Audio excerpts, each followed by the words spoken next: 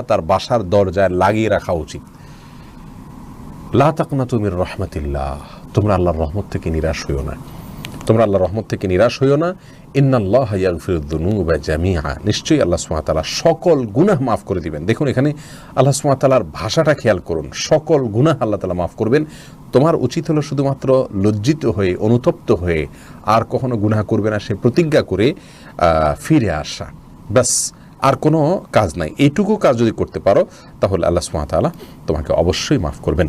সূরা জুমারের এই 53 নম্বর আয়াতটি আমাদের আশায় ঝুলিয়ে রাখা উচিত, বিভিন্ন জায়গায় লিখে রাখা উচিত, যাতে করে আমাদের মধ্যে নৈরাশ্যের যে ভয় সেটি কোনোভাবেই আমাদেরকে পেয়ে না বসে।